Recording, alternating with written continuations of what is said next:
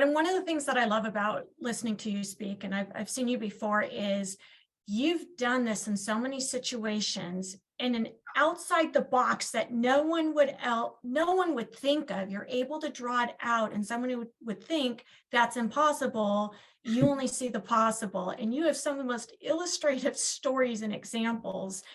I would love to hear, maybe give some examples on where you're able to pull out when someone says, I don't even know what I would speak on. I don't know how I would do this. Yeah, I mean, gosh, we could go on for hours around this.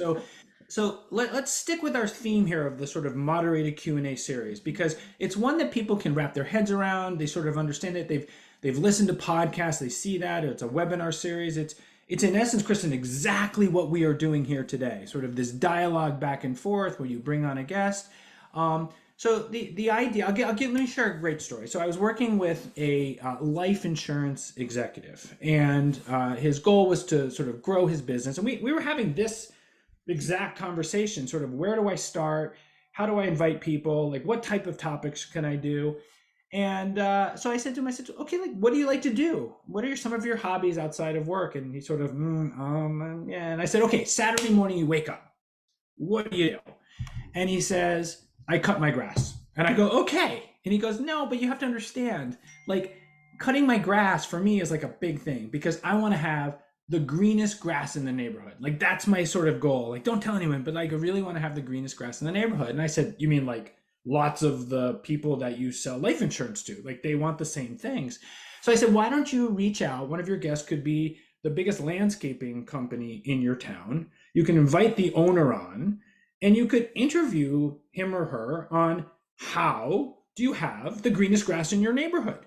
And you simply ask questions. And guess what? They're expert in this.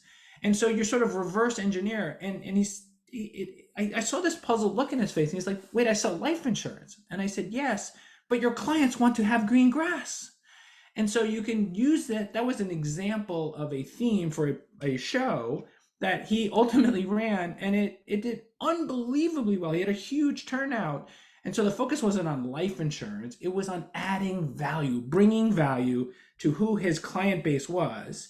And at the end, had an opportunity to say, oh, by the way, if you happen to need life insurance, I'm here to help. So it sounds like a crazy example, but it's thinking outside the box, reverse engineering, adding value in things that people care about, they're interested, that resonate, that can be well beyond your, quote, industry per se, but yet contextual back to it.